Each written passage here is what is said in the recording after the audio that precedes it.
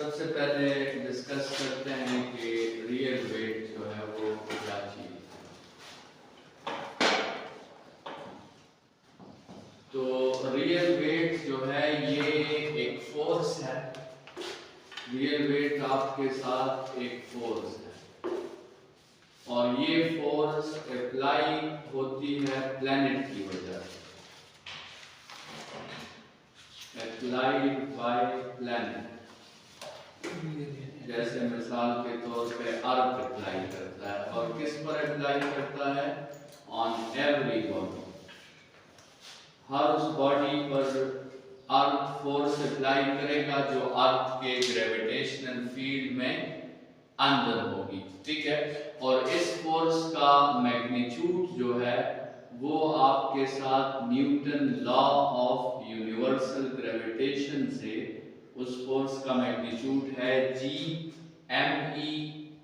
Divided by r², जिसमें इस value को स्मॉल g कहा जाता है। तो फिर हम सिंप्लिसिटी के लिए mg भी लिख लेते हैं। और इस रियल वेट की जो डायरेक्शन है, इस रियल वेट की जो डायरेक्शन है वो होती है सेंटर ऑफ प्लैनेट की तरफ, ठीक है। तो ये आपके साथ रियल वेट हो गया। अब एपरेंट वेट क्या चीज है?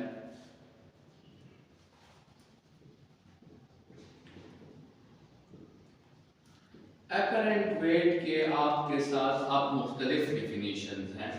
एपरेंट वेट की एक डिफिनीशन ये है कि the force which prevents us from falling, the force which prevents us from falling, ये apparent weight की एक definition है। apparent weight की दूसरी definition है कि force which is measured by a device, force which is measured by a device, ठीक है। हमारे साथ वेट को मेजर करने के दो डिवाइसेस हैं पॉपुलर, एक को स्प्रिंग बैलेंस कहते हैं, एक को वेट मशीन कहते हैं। तो वो जो डिवाइसेस हैं, चाहे स्प्रिंग बैलेंस हो चाहे वेट मशीन हो, वो डिवाइस जो हमें फोर्स मेजर करके देगी उस फोर्स को हम क्या कहेंगे? एपरेंट वेट कहेंगे। या एपरेंट वेट की तीसरी डिफिनीशन है the weight which is felt by us, the weight which is felt by us, हमें जो फीलिंग आती है वेट की उसको हम एपरेंट वेट कहते हैं। देखिए ये तीन डिफिनीशंस क्यों है, पहले तो आप इसको जरा समझने की कोशिश करें। सबसे पहले देखते हैं कि हमें कौन सा फोर्स फॉलिंग से रोकता है।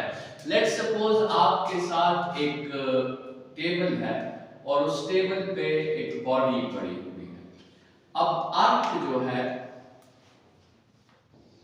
अर्थ उस बॉडी को अपनी तरफ अट्रैक्ट कर रहा है with the force of mg, लेकिन ये टेबल जो है, ये टेबल भी इस बॉडी पर एक फोर्स अप्लाई कर रहा है और उस फोर्स को हम क्या कहते हैं? उस फोर्स को हम कहते हैं रिएक्शन। तो ये टेबल जो है इस बॉडी पर एक फोर्स अप्लाई कर रहा है रिएक्शन का, क्योंकि बॉडी टेबल पे एक्शन अप्लाई कर रही है और टेबल बॉडी पे रिएक्शन अप्लाई कर रहा है। तो इस बॉडी को कौन सा फोर्स फॉलिंग से रोक रहा है? इस बॉडी को टेबल का रिएक्शन जो है वो फॉलिंग से रोक रहा है। तो ये जो फोर्स है जो हमें फॉलिंग से रोकता है वो असल में कौन सा फोर्स होता है? वो आपके साथ रिएक्शन का फोर्स होता है। अब जरा ये देखते हैं कि डिवाइस कौन सा फोर्स मेजर करती है। कंसीडर करें आपके साथ एक स्प्रिंग बैलेंस है। स्प्रिंग बैलेंस के साथ आप अटैच करते हैं एक बॉडी, ठीक है। तो जब आप स्प्रिंग बैलेंस के साथ एक बॉडी अटैच करते हैं तो ये बॉडी अपने वेट की वजह से स्प्रिंग बैलेंस पे अप्लाई करती है एक्शन, और जिसकी वजह से स्प्रिंग स्ट्रेच हो जाता है। जब ये स्प्रिंग स्ट्रेच हो जाता है तो ये फिर स्ट्रेच होने के बाद बॉडी पे अप्लाई करता है क्या? रिएक्शन। और ये डिवाइस इस रिएक्शन को मेजर कर लेता है। तो डिवाइस भी कौन से फोर्स को मेजर करता है? डिवाइस भी आपके साथ किस फोर्स को मेजर करता है? रिएक्शन को। और आप जरा इस बात को समझने की कोशिश करें कि हम सिर्फ उस फोर्स को फील कर सकते हैं जो हम पर अप्लाई हो, ठीक है। एक फोर्स वो होता है जो हम अप्लाई करते हैं, उसको हम फील नहीं कर सकते, उसको वो बॉडी फील करेगी जिस पे हम फोर्स अप्लाई कर रहे हैं। और हमें किस फोर्स की एहसास होगा, हमें किस फोर्स का? जो फोर्स हम पे अप्लाई होगा। तो देखिए हम पे कौन सा फोर्स अप्लाई होता है? हम पे रिएक्शन का फोर्स। तो जो फोर्स हमें फेल्ट होता है वो भी कौन सा फोर्स है? वो भी असल में रिएक्शन का फोर्स है। यहां से एक बात क्लियर हो गई कि एपरेंट वेट असल में क्या है? एपरेंट वेट असल में रिएक्शन है। अब देखिए सिंपल सी बात है, एक मिसाल से आप इसको समझें। हमने अभी केसेस डिस्कस करने हैं जिसमें हो सकता है एपरेंट वेट रियल वेट के इक्वल हो, और ऐसे भी हो सकता है कि एपरेंट वेट रियल वेट से ज्यादा हो, और ऐसे भी हो सकता है कि एपरेंट वेट रियल वेट से कम हो, या ऐसे भी सिचुएशन आ सकती है कि हमारा एपरेंट वेट क्या हो जाए? हमारा एपरेंट वेट 0 हो जाए। तो इसको एक आसान मिसाल से आप समझें। लेट्स सपोज आपके साथ एक स्प्रिंग बैलेंस है और उस स्प्रिंग बैलेंस के साथ एक बॉडी अटैच्ड है, ठीक है, और उस विसिनिटी में वैक्यूम है। तो इस वक्त क्या होगा? अर्थ जो है इस बॉडी को अपनी तरफ अट्रैक्ट करेगा और उसको हम कहेंगे रियल वेट, ठीक है। तो अर्थ जो बॉडी को अट्रैक्ट कर रहा है उसको हमने क्या नाम दिया? उसको हमने रियल वेट दिया। अच्छा, अर्थ के इसी अट्रैक्शन की वजह से ये बॉडी स्प्रिंग पे क्या अप्लाई करेगी? बॉडी स्प्रिंग पे एक्शन अप्लाई करेगी, और वो एक्शन जो होगा इस केस में वो इक्वल होगा किसके? रियल वेट के। तो ये स्प्रिंग क्या करेगी? ये स्प्रिंग रिएक्शन अप्लाई करेगी, मतलब ये स्प्रिंग टेंशन अप्लाई करेगी।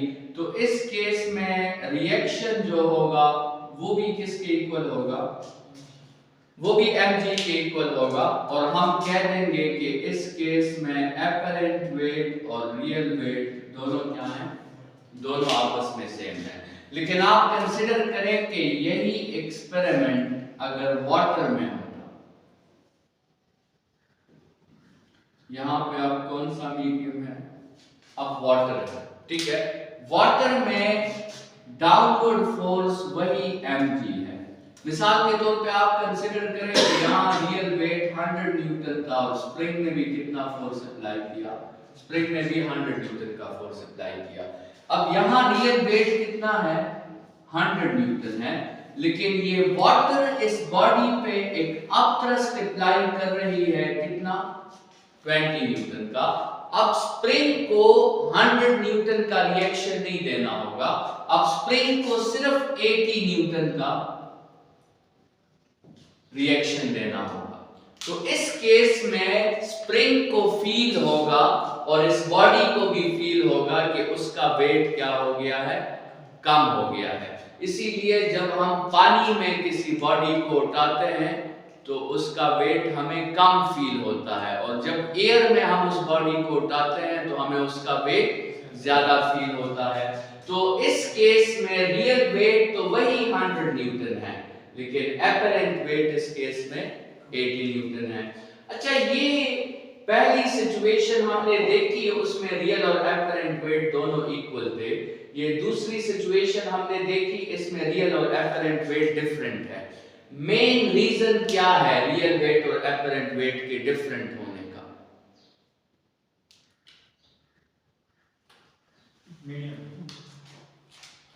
The third force main reason है, वो तीसरा फोर्स जो या तो आपके रिएक्शन को सपोर्ट करता है या आपके रिएक्शन को अपोज करता है। उस तीसरे फोर्स की वजह से आपके साथ रिएक्शन रियल वेट से क्या हो जाता है? डिफरेंट हो जाता है। तो देखिए अब लेट सपोज अगर एपरेंट रियल वेट 100 न्यूटन है और वो तीसरा फोर्स कितना है? 50 न्यूटन। तो इस बॉडी का एपरेंट वेट कितना होगा? 50 न्यूटन होगा। अच्छा अगर ये सिचुएशन हो कि रियल वेट 100 न्यूटन है और उस तीसरे फोर्स की वैल्यू 50 न्यूटन है, अब इसका एपरेंट वेट 150 न्यूटन हो जाएगा। और इस सिचुएशन में क्या होगा कि रियल वेट भी 100 न्यूटन है और वो तीसरा फोर्स भी 0। इस केस में आपका एपरेंट वेट जो है वो 0 हो जाएगा। तो ये आपके साथ डिफरेंट सिचुएशंस हैं। अगर वो तीसरा फोर्स रिएक्शन को सपोर्ट करने लगे तो फिर रिएक्शन ऑटोमेटिकली कम हो जाता है। वो तीसरा फोर्स रिएक्शन को अपोज करने लगे, मतलब वेट को सपोर्ट करने लगे, तो फिर ऑटोमेटिकली रिएक्शन ज्यादा हो जाएगा। और अगर वो तीसरा फोर्स वेट के इक्वल हो जाए तो फिर रिएक्शन क्या हो जाएगा? रिएक्शन 0 हो जाएगा। देखिए आपका एक क्वेश्चन एमसीक्यू में भी है बुक में कि अगर अर्थ रोटेशन करना बंद कर दे तो जी पे क्या इफेक्ट पड़ेगा या उस बंदे के एपरेंट वेट पे क्या इफेक्ट पड़ेगा। तो उसका एमसीक्यू का आंसर था कि अगर अर्थ रोटेशन करना बंद कर दे तो जी इंक्रीज हो जाएगी या उसका एपरेंट वेट बढ़ जाएगा। देखिए वो इसलिए है क्योंकि लेट्स सपोज एक बॉडी है और वो अर्थ के इक्वेटर पे पड़ी है। ये अर्थ है, ये उसका इक्वेटर है।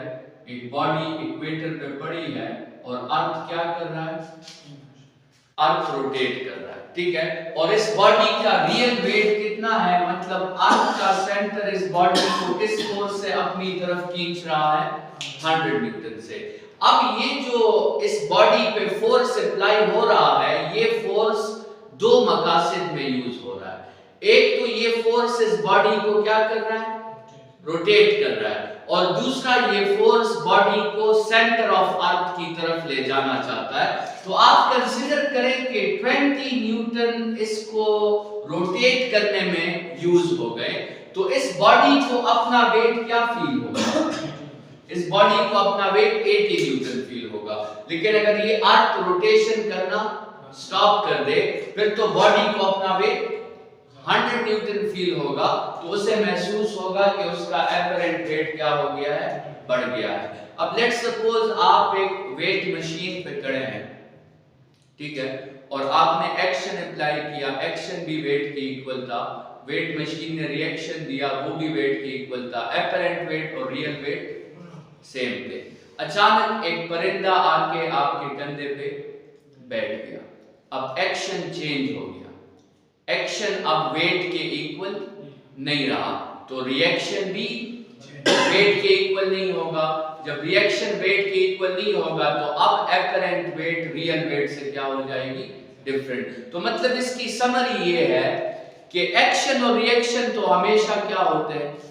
इक्वल होते हैं। ये न्यूटन थर्ड लॉ है कि एक्शन और रिएक्शन हमेशा इक्वल होते हैं।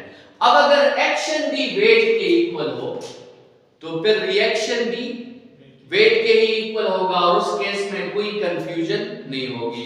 लेकिन अगर एक्शन ही वेट के इक्वल ना हो फिर रिएक्शन भी वेट के इक्वल नहीं होगा और उस वक्त आपका रिएक्शन जो कि एपरेंट वेट है वो डिफरेंट होगा किससे? रियल वेट से। अब देखिए फर्ज करें हम एक हाइट से जंप करते हैं अर्थ की तरफ, तो जब हम अर्थ के सरफेस के साथ टकराते हैं तो हम अर्थ के सरफेस पे एक्शन अप्लाई करते हैं और वो एक्शन हमारे वेट से 3 to 5 टाइम्स ज्यादा होता है, तो अर्थ रिएक्शन भी उतना ही अप्लाई करता है। तो उस वक्त हमें फील होगा कि हमारा एपरेंट वेट जो है वो ज्यादा हो गया है, क्योंकि अर्थ हम पे ज्यादा रिएक्शन अप्लाई करेगा। क्योंकि एपरेंट वेट असल में क्या है? एपरेंट वेट असल में रिएक्शन है, ठीक है। तो अगर एक्शन वेट के इक्वल होगा तो फिर रिएक्शन भी वेट के इक्वल होगा, लेकिन अगर एक्शन वेट के इक्वल नहीं होगा तो फिर रिएक्शन भी वेट के इक्वल नहीं होगा। और रीजन इसका क्या है? रीजन इसका वो तीसरा फोर्स है जो या तो वेट को सपोर्ट करता है या वेट को अपोज करता है, ठीक है। तो इसके फिर आपके साथ एलिवेटर के केसेस हैं और उस एलिवेटर के केसेस की समरी ये है कि जो बॉडी अपवर्ड एक्सेलरेट करती है उसका एपरेंट वेट बढ़ जाता है, जो बॉडी डाउनवर्ड एक्सेलरेट करती है उसका एपरेंट वेट कम हो जाता है, और जो बॉडी फ्री फॉल में होती है उसका एपरेंट वेट 0 हो जाता है।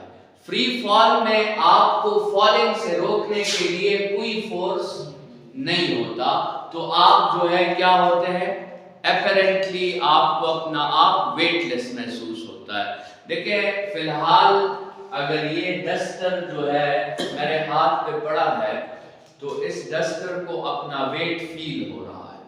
क्यों फील हो रहा है?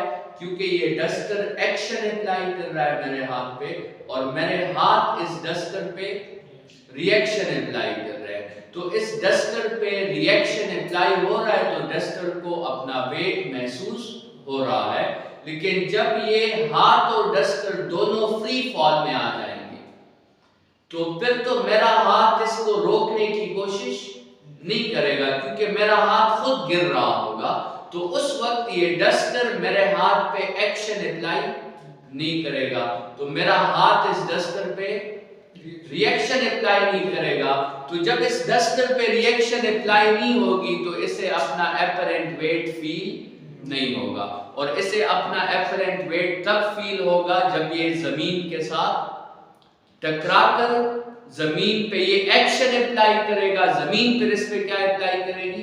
रिएक्शन। तब इसे फील होगा कि अब मेरा एपरेंट वेट काफी ज्यादा बढ़ गया है, क्योंकि उस वक्त ये डस्टर जो एक्शन अप्लाई करेगा ये अपने वेट से भी ज्यादा एक्शन उस पर अप्लाई करेगा।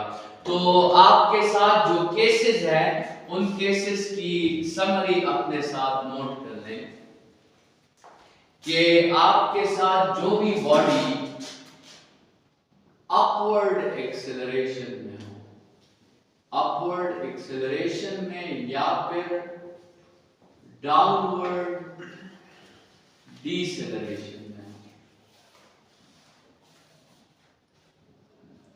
अपवर्ड एक्सेलरेशन में हो या डाउनवर्ड डिसेलरेशन में हो, इन सिचुएशंस में आपने फॉर्मूला अप्लाई करना है। कौन सा वाला? Apparent weight is equal to mg plus ma का। और अगर डाउनवर्ड एक्सेलरेशन हो, डाउनवर्ड पॉजिटिव एक्सेलरेशन हो या अपवर्ड डिसेलरेशन हो, इन दो केसेस में आपने फॉर्मूला अप्लाई करना है mg माइनस ma का। और अगर फ्री फॉल हो तो इस केस में टेंशन या एपरेंट वेट क्या हो जाता है? उसमें टेंशन या एपरेंट वेट 0 हो जाता है। ये आपके साथ जो जेट पायलट्स होते हैं, ये जेट पायलट्स जो है एरोप्लेन को या जो है उस जेट इंजन को काफी हाई एक्सेलरेशन से चलाते हैं, तो उन जेट पायलट्स को बाकायदा चेक किया जाता है कि क्या वो इतनी हाई एक्सेलरेशन बर्दाश्त कर सकते हैं कि नहीं कर सकते। अब मिसाल के तौर पे एक जेट पायलट ने अपवर्ड एक्सेलरेशन से वो जा रहा है और उस वक्त उसकी अपवर्ड एक्सेलरेशन किसके इक्वल है, वो 9g के इक्वल है। तो उस वक्त उस बॉडी का एपरेंट वेट क्या होगा, उस बॉडी का एपरेंट वेट आपके साथ 10 mg हो जाएगा। तो उस पायलट को चेक करना जरूरी है कि क्या वो 10 mg का एपरेंट वेट बर्दाश्त कर सकता है या नहीं कर सकता। तो ये जो आपके साथ एक्सेलरेटेड प्लेन्स होते हैं, इनके पायलट्स को बाकायदा टेस्ट किया जाता है और उस टेस्ट को जी टेस्ट कहते हैं। उस टेस्ट को हम क्या कहते हैं, जी टेस्ट। फिलहाल जो वर्ल्ड रिकॉर्ड है तो वो आपके साथ तकरीबन 10g का है। जो पायलट ने सबसे ज्यादा एक्सेलरेशन बर्दाश्त की है वो कितनी है, वो 10g। इससे भी अगर आपकी एक्सेलरेशन ज्यादा हो जाती है तो उस पायलट को अपना एपरेंट वेट इतना ज्यादा फील होता है कि जो हार्ट होता है वो फिर ब्रेन तक ब्लड को थ्रो नहीं कर सकता, उस बॉडी का एपरेंट वेट उतना बढ़ जाता है।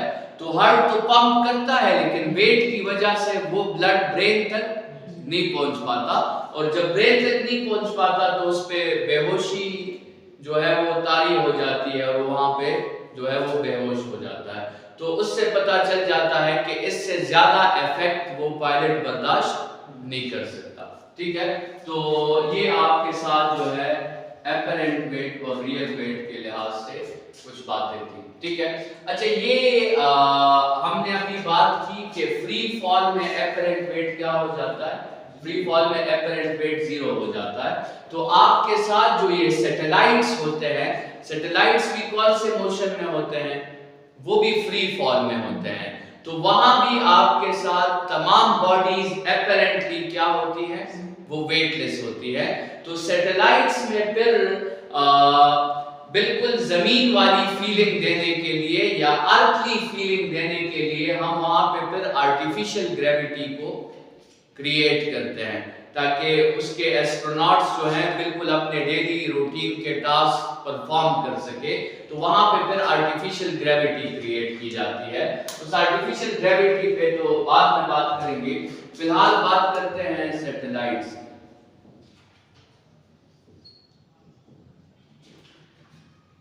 अच्छा, जब भी एक बॉडी दूसरे बॉडी से रोटेट करना शुरू कर दे तो हम उस बॉडी को कहते हैं कि वो दूसरी बॉडी का सैटेलाइट है।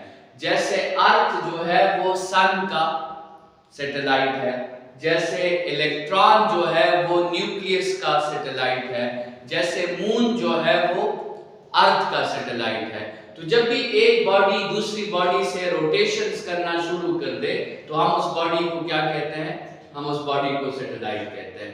लेकिन ये जो मैंने मिसालें दी ये नेचुरल सैटेलाइट्स हैं।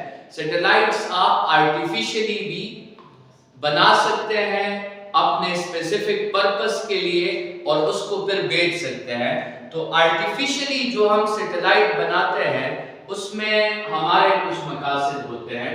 जैसे हमारा या तो मकसद हो सकता है कम्युनिकेशन पर्पस का, या फिर हमारा पर्पस हो सकता है नेविगेशन पर्पस, या फिर हमारा पर्पस जो है वेदर का इंफॉर्मेशन हासिल करना होता है, या कोई सिक्योर इंफॉर्मेशन को एक जगह से दूसरी जगह पहुंचाना होता है, या मिलिट्री की पर्पसेस के लिए जो है इसे यूज किया जाता है। तो ये आपके साथ सैटेलाइट्स, आर्टिफिशियल सैटेलाइट्स के ये फायदे हैं कि आप इससे कम्युनिकेशन कर सकते हैं, आप इससे नेविगेशन कर सकते हैं, आप इससे वेदर को ब्रॉडकास्ट कर सकते हैं, और आप जो है सिक्योर इंफॉर्मेशन को एक पॉइंट से दूसरे पॉइंट तक पहुंचा सकते हैं। सैटेलाइट्स पे सालों की मेहनत की जाती है, सैटेलाइट्स पे हमारा बहुत पैसा खर्च होता है, तो इस सैटेलाइट की प्लानिंग करना और इसका डिजाइन बनाना और सैटेलाइट से रिलेटेड जितने भी मसले हैं ये काफी क्रिटिकल मसले हैं। मतलब इसमें आपने बहुत एक्यूरेसी के साथ और बहुत प्रिसीजन के साथ कैलकुलेशंस करनी है और आपने किसी सैटेलाइट को लॉन्च करने से पहले मतलब उसके प्लानिंग के दौर में आपने किसी सैटेलाइट के लिए 5 चीजें जो है वो फाइंड करनी होती है, जिसमें आपके साथ सैटेलाइट की ऑर्बिटल स्पीड आती है। सबसे पहले आपने उसकी स्पीड फाइंड करनी है, ऑर्बिटल रेडियस आता है, ऑर्बिटल फ्रीक्वेंसी आती है, ऑर्बिटल टाइम पीरियड आता है और ऑर्बिटल एंगुलर फ्रीक्वेंसी आती है। किसी भी सैटेलाइट को लॉन्च करने से पहले इन 5 चीजों को बहुत प्रिसाइसली और बहुत एक्यूरेटली फाइंड करना वो मस्ट है, ठीक है।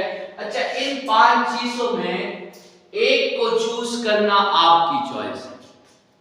इन 5 में से किसी एक को आप अपनी मर्जी से चूज कर सकते हैं, लेकिन एक को अगर आपने चूज कर लिया तो फिर बाकियों को आप चूज नहीं कर सकते।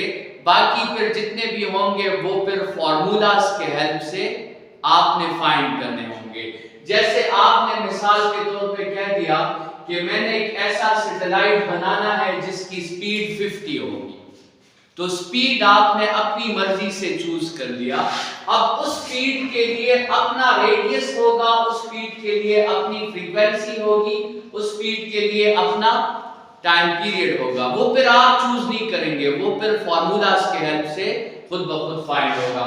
या आपने टाइम पीरियड को चूज कर दिया कि मैं एक ऐसा सैटेलाइट बनाऊंगा जो अर्थ से 10 आवर्स में एक साइकिल कंप्लीट कर दिया, तो टाइम पीरियड आपने चूज कर दिया 10 आवर्स। अब उस टाइम पीरियड की अपनी स्पीड होगी, अपना रेडियस होगा, अपनी फ्रीक्वेंसी होगी, अपनी एंगुलर फ्रीक्वेंसी होगी, जो फिर फॉर्मूलाज के हेल्प से आपने निकालनी होगी। तो मतलब कहने का ये है कि आपके साथ हर ऑर्बिट का इन 5 का अपना एक सेट होता है और वो उसी ऑर्बिट में एप्लीकेबल होता है, वो किसी दूसरे ऑर्बिट में वो वैल्यूज आपके साथ फिर नहीं आ सकती, ठीक है। तो इसमें जो आपके साथ वेलोसिटी का फॉर्मूला है, वेलोसिटी का फॉर्मूला आपके साथ है gme/r, ठीक है। और उससे ये पता चलता है कि ऑर्बिटल वेलोसिटी का ऑर्बिटल रेडियस के साथ इनवर्स रिलेशन है, ठीक है। मतलब जो सैटेलाइट अर्थ से दूर होगा उसकी स्पीड कम होगी, जो सैटेलाइट अर्थ के करीब होगा उसकी स्पीड ज्यादा होगी। तो इसका मतलब ये हुआ कि सैटेलाइट को अगर हम करीब लाते जाए तो उसकी स्पीड बढ़ती जाएगी। तो सबसे मैक्सिमम स्पीड कब आएगी? किसी सैटेलाइट की सबसे मैक्सिमम स्पीड तब आएगी जब रेडियस सबसे शॉर्टेस्ट हो, और सैटेलाइट का रेडियस सबसे शॉर्टेस्ट तब होगा कि जब वो सैटेलाइट बिल्कुल अर्थ के सरफेस के साथ रोटेट करने लगे। और उस वक्त हम रेडियस में क्या पुट कर देंगे? रेडियस ऑफ अर्थ पुट कर देंगे, और इसकी वैल्यू बुक में देखें तकरीबन 7.9 किलोमीटर्स पर सेकंड है, कितनी है? इस वेलोसिटी, इस मैक्सिमम वेलोसिटी को हम क्रिटिकल वेलोसिटी कहते हैं।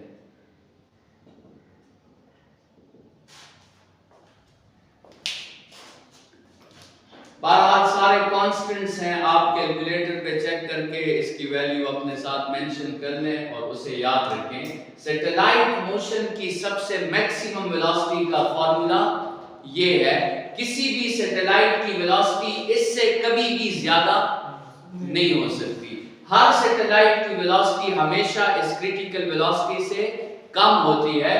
मतलब ये आप कंसीडर कर लें कि हमने सैटेलाइट के लिए एक लिमिट फाइंड कर लिया है। किसी भी सैटेलाइट को हमने ये वेलोसिटी या इससे ज्यादा वेलोसिटी नहीं देनी।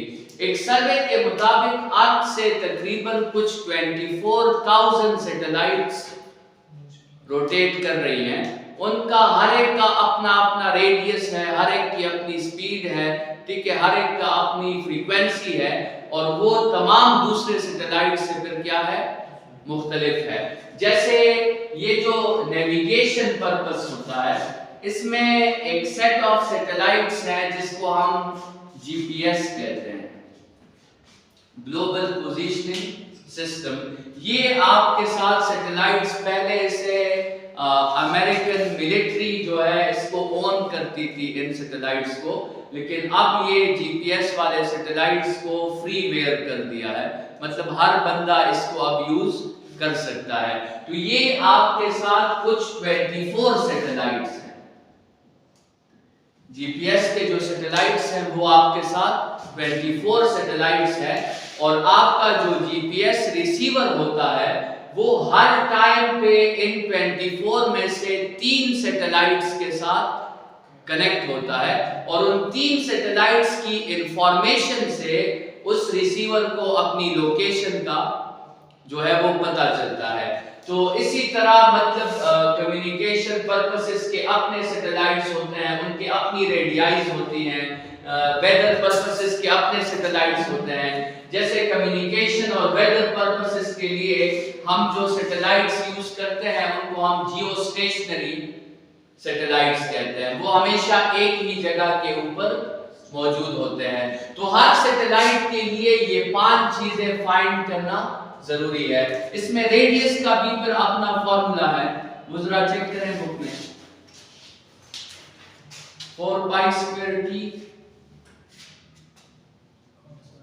रेडियस का फॉर्मूला क्या है?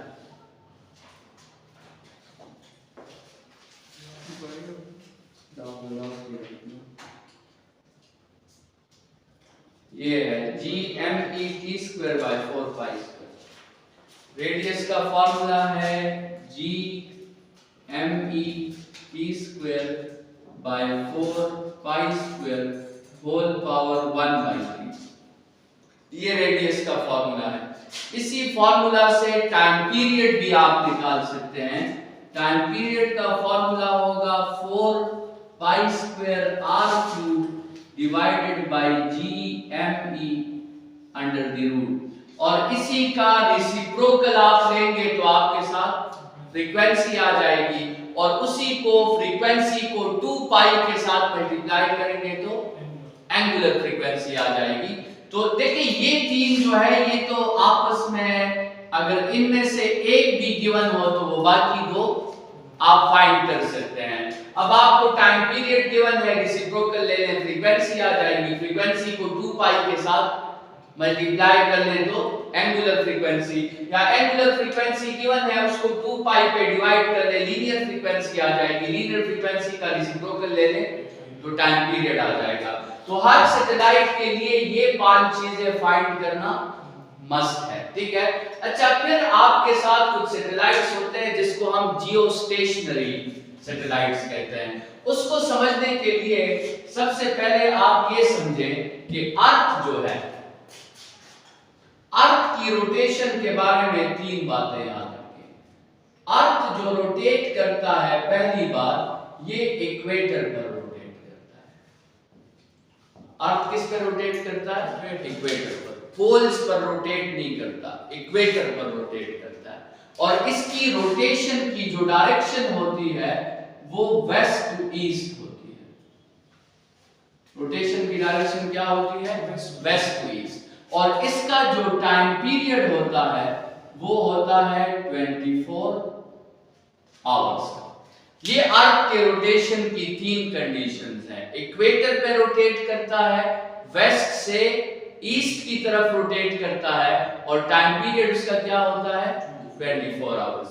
अगर आप सैटेलाइट में इन तीनों बातों का ख्याल रखो, आप सैटेलाइट को कहां भेजो? इक्वेटर पर। उसको भी किस डायरेक्शन में रोटेट कराओ? वेस्ट से ईस्ट की तरफ, और उसका टाइम पीरियड भी 24 आवर्स हो। तो ऐसे सैटेलाइट को जियो स्टेशनरी सैटेलाइट कहते हैं। जियो स्टेशनरी सैटेलाइट वो सैटेलाइट होता है जो इक्वेटर पे होता है, वेस्ट से ईस्ट की तरफ रोटेट करता है और उसका टाइम पीरियड और अर्थ का टाइम पीरियड क्या होता है, सेम। ऐसे सैटेलाइट को हम क्या कहेंगे, जियोस्टेशनरी। लेकिन अगर आप सिर्फ टाइम पीरियड का ख्याल रखो, इन बाकी दो बातों का आप ख्याल ना रखो, तो ऐसे सैटेलाइट को फिर जियोस्टेशनरी नहीं कहते, ऐसे सैटेलाइट को फिर हम जियोसिंक्रोनस कहते हैं। ठीक है। अब लेट्स सपोज ये अर्थ है और ये उसका इक्वेटर है और आपने सैटेलाइट को इक्वेटर पे भेज दिया। लेट्स सपोज ये आपके साथ अर्थ है और ये उसका इक्वेटर है, ठीक है, और अर्थ ऐसे रोटेट कर रहा है और सैटेलाइट को भी आपने कहां भेजा है, इक्वेटर पे। अब अर्थ भी रोटेट कर रहा है, सैटेलाइट भी रोटेट कर रहा है। अब ये सैटेलाइट हमेशा एक ही शहर के ऊपर होगा, फर्ज करें ये हमेशा पेशावर के ऊपर होगा, ठीक है, क्योंकि जैसे अर्थ रोटेट कर रहा है वो भी रोटेट कर रहा है। लेकिन अर्थ सैटेलाइट पे रोटेट करता है और जो है वो इक्वेटर पे रोटेट करता है और सैटेलाइट आपने पोल पे भेजा हुआ है, तो अर्थ तो अब ऐसे रोटेट करेगा और सैटेलाइट ऐसे रोटेट करेगा। अब ये हमेशा एक जगह के ऊपर नहीं रहेगा, तो ऐसे सैटेलाइट को फिर हम जियोस्टेशनरी नहीं कहते, उसको हम क्या कहते हैं, जियोसिंक्रोनस। तो जिस सैटेलाइट में तीनों बातों का ख्याल रखा गया हो वो जियोस्टेशनरी है, जिसमें सिर्फ एक कंडीशन सेटिस्फाई हो, सिर्फ टाइम पीरियड की, तो उस सैटेलाइट को क्या कहते हैं, जियोसिंक्रोनस सैटेलाइट कहते हैं। जियोस्टेशनरी सैटेलाइट में इन पांचों चीजों में हम किसे चूज करेंगे? अगर हमने जियोस्टेशनरी सैटेलाइट बनाना है तो इन पांचों चीजों में हम किसको चूज करेंगे?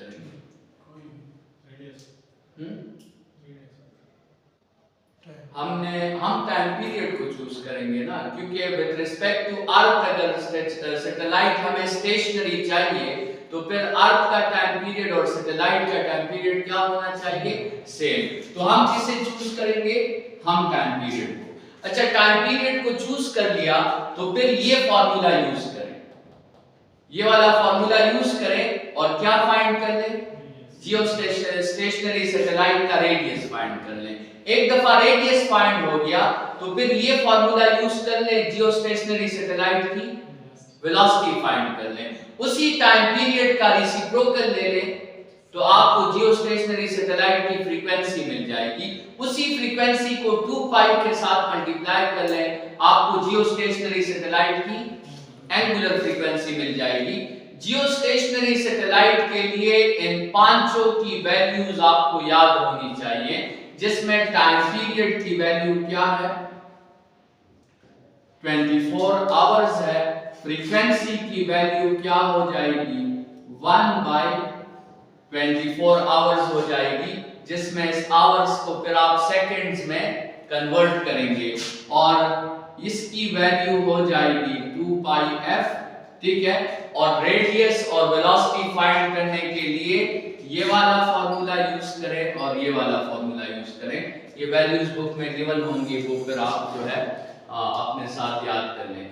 जियोस्टेशनरी सैटेलाइट्स की ये पांचों वैल्यूज आपको याद होनी चाहिए, इस पे क्वेश्चंस आ सकते हैं। अब सैटेलाइट्स में आखिरी चीज है आर्टिफिशियल ग्रेविटी को क्रिएट करना। आर्टिफिशियल ग्रेविटी को समझने से पहले ये समझना जरूरी है कि अगर मैं इस सरफेस पे चल सकता हूं तो उसके लिए क्या जरूरी है, किसी सरफेस पे चलने के लिए क्या जरूरी है।